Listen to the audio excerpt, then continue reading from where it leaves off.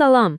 Düşünün ki, fizika və teologiya eyni bir nöqtədə görüşür. Necə səslənir? Bugün biz məhz belə bir vəhdəti yaradan çox fərqli bir mənbənin, böyük yaradan və əbədiyyət adlı mətnin dərinliklərinə enəcəyik. Mən sizinlə birlikdə bu möhtəşəm kosmoloji səyahətə çıxıram. Biz kainatın yaranışına, fəzanın hüdudlarına və əbədiyyətə tamamilə fərqli bir pəncərədən baxacağıq. Yəni söhbət sadəcə quru elmdən, ulduzlardan və ya galaktikalardan getmir. Biz birbaşa varlığın mənasından və heç vaxt sönməyən o ilk işıqdan danışacağıq. Maraqlıdır, elə deyilmi? Gəlin başlayaq. Baxın, mətn bu çox dərin, mən deyərdim sarsıdıcı bir fikirlə başlayır. Varlığı varlıqdan uzaq edib məhv eləmək olmur. Bu elə-belə sıradan bir fəlsəfi cümlə deyil. Əslində bu bütün kainatın necə işlədiyini izah edən təməl bir prinsipdir. Müəlliflər bizə demək istəyir ki, heç nəyi, amma həqiqətən heç nəyi tamamilə yox edə bilməzsiniz. Nəysə uzaqlaşdırdığınızı, məhv etdiyinizi düşünsəniz belə, o yenə də fırlanıb öz əsasına, ilahi işığa qayıdacaq. Bu fikir əslində bütün izahımızın ana xəttini təşkil edəcək. Yaxşı, gəlin görək bizi bugün nələr gözləyir. Biz irəlilədikcə 5 əsas mövzuya toxunacağıq. Birincisi, böyük partlayış və ilk işıq barədə danışacağıq, sonra fanilik illüziyası və əbədiyyata baxacağıq. Üçüncüsü, çox maraqlı bir qanuna, müxtəliflikdən müxtəliflik qanununa nəzər salacağıq. Daha sonra bəşəriyyətin müqəddəsliyə qayıdışını müzakirə edib, ən sonda isə işıq və qaranlığın mübarizəsi ilə yekunlaşdıracağıq. Elə isə keçək birinci bölməyə. Böyük partlayış və ilk işıq. Kainatın mənşəyi.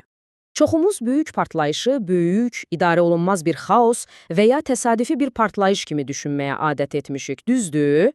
Amma mətn bunu tamamilə fərqli, çox məqsədyönlü bir yaradılış aktı kimi təqdim edir. Bura diqqət yetirin, elmlə ruhaniyyətin necə kəsişdiyini görəcəksiniz. Bir tərəfdə elmin təsdiqlədiyi reallıq var. Böyük partlayış və kosmik fəzaya yayılan 3 Kelvin, yəni təxminən mənfi 270 dərəcə Selsi olan o məşhur relikt temperatur. Digər tərəfdə isə eyni hadisənin tamamilə ruhani bir izahı verilir. Mətnə görə, böyük yaradan kainatı yaratmaq üçün əvvəlcə ilk işığı bir yerə toplayıb və sonra galaktikaları formalaşdırmaq üçün onu paylayıb. Yəni, o 3 Kelvinlik temperatur sadəcə təsadüfi, soyuq bir qalıq deyil. O, yaradanın ilahi işığının davamlı, əbədi paylanmasının məhz elmi sübutudur.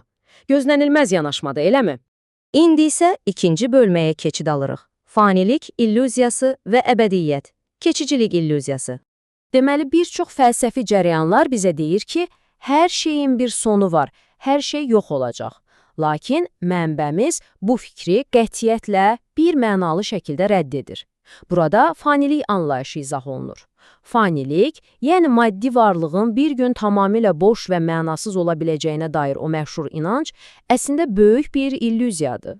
Mətn çox cəsarətli bir iddia irəli sürür. Saniyələr içində yox olmuş, silinmiş kimi görünən şeylər belə əslində heç yerə getmir. Onlar sadəcə olaraq öz ilahi təməl özülünə qayıdır. Bir sözlə, bu kainatda heç nə puç deyil və heç nə mənasız yerə yox olmur. Beləliklə, burada vurğulanmalı olan ən mühüm məqam odur ki, məhv olmaq prosesinin özü sırf məntiqi cəhətdən sadəcə qeyri-mümkündür. Baxın, məntiq belə işləyir. Hər bir varlıq böyük yaradana məxsusdur, düzdür?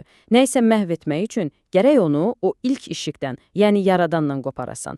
Amma ortada işıq vəhdəti adlanan pozulmaz bir qanun var. Varlıqlar o qədər qırılmaz tellərlə bir-birinə və yaradana bağlıdır ki, bu cür bir ayrılıq texniki cəhətdən mümkün deyil. Nəticə, bizim kainat hesab etdiyimiz bu nəhəng məkan müvəqqəti, yox olmağa məhkum bir boşluq deyil. O, dayanmadan fəaliyyətdə olan canlılı, əbədi bir hərəkətdir. Üçüncü bölməmizə gəldik, müxtəliflikdən müxtəliflik qanunu.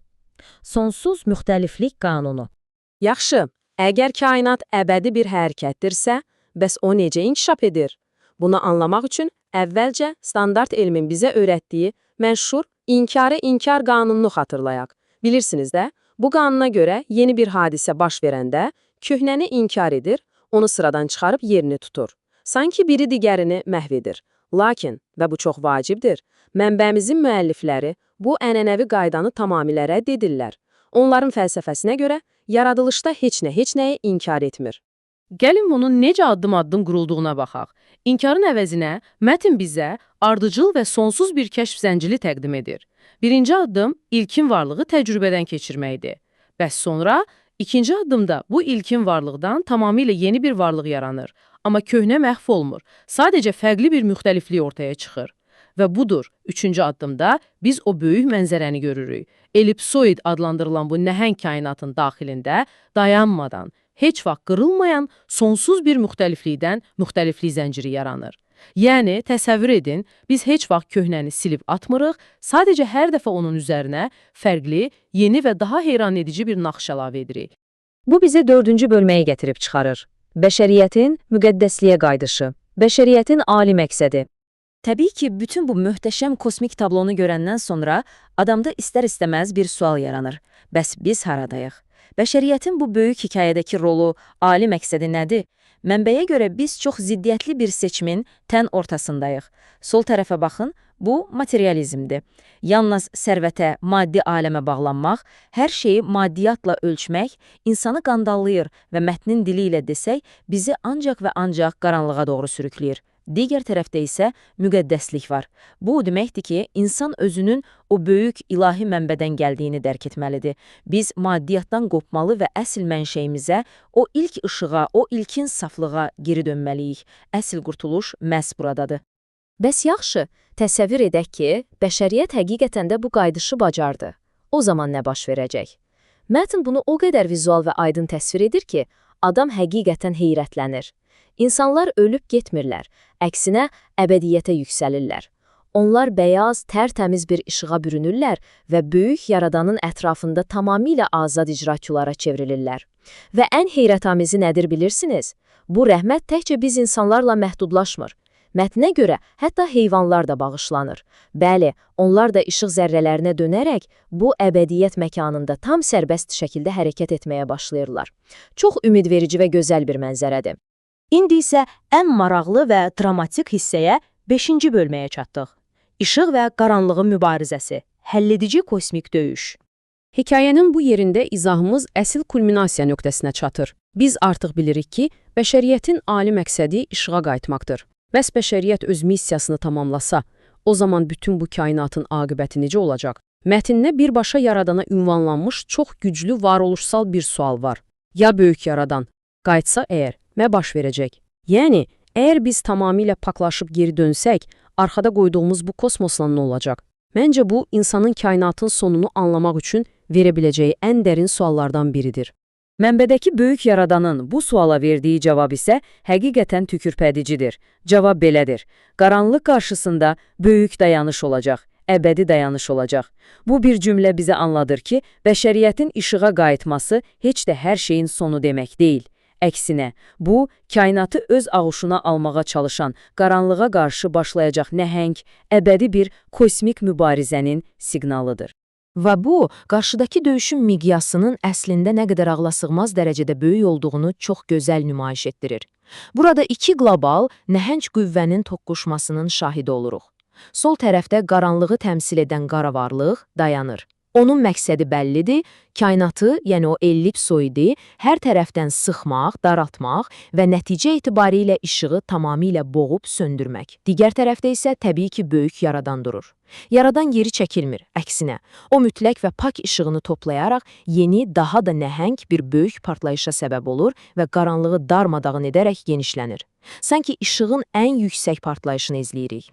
Amma bu genişlənmə sadəcə hər tərəfə yayılan nizamsız bir partlayış deyil. Mətn burada yenidən fizika qanunları ilə çox incə bir paralellik aparır. Mexaniki fizikada hərəkətin 6 sərbəstlik dərəcəsi anlayışını yəqin ki, eşitmisiniz. Ancaq mətn bizə 6 istiqamət adlı tamamilə fərqli, ilahi bir mexanizm təqdim edir. Yaradanın işığı 3 ox üzrə sadəcə irəli yox, eyni zamanda əks istiqamətlərə doğru şualanır. Bu, adi fizika qanunlarına tabe olan mexaniki bir hərəkət deyil. Bu, mütləq və ilahi bir genişlənmədir. Qaranlığın nüfuz etməyə çalışdığı hər bir nöqtəyə işıq eyni anda 6 tərəfdən hücum edir və oranı təmizləyir. Bir sözlə yekun mənzərə necə olur? Qara varlığın o boyda kainatı kiçiltmək və məhv etmək cəhdi tamamilə boşa çıxır. Bunun əvəzində nə baş verir? Qaranlığı qatıb qarışdıran işıqdan yeni, əvvəlkindən də nəhəng bir böyük partlayış yaranır. İndi artıq daha qüsursuz, yalnız pak işıqdan ibarət kürəvi sferik məkanlar formalaşır və təbii ki, bütün bunları ehtiva edən o böyük ellipsoid kiçilmir, tam əksinə sonsuzluğa qədər genişlənməyə davam edir. Bütün bu anladıqlarımızdan ortaya çıxan ən böyük həqiqət odur ki, yaradılış sonu olan, qırılan bir şey deyil. O, işığın qaranlığa daim qalib gəldiyi əbədi və qırılmaz bir dövrdür. Budur bugünkü izahımızın sonuna gəlib çatdıq. Amma mənbənin bizi ötürdüyü ən dərin və ən həlledici fəlsəfi fikirlə sizi baş-başa buraxmaq istəyirəm. Əgər doğrudan da yaradılışın təməlində sonsuz bir müxtəliflikdən müxtəliflik dayanırsa, əgər işıq ən nəhayətində qaranlığı daim parçalayaraq kainatı dayanmadan genişləndirirsə, o zaman özünüzə məhz bu sualı verin. Durmadan genişlənən və yenilənən bu möhtəşəm ellipsoidin daxilində şəxsən sizin məqsədiniz nədir? Biz maddiyyatın o daraldıcı qaranlığına doğru çəkiləcəyik, yoxsa o böyük, əbədi işığın azad bir parçasına çevriləcəyik? Düşünürəm ki, bu hər birimizin cavab tapmalı olduğu çox güclü bir sualdır. Vaxt ayırdığınız üçün təşəkkür edirəm, yenidən görüşənədək.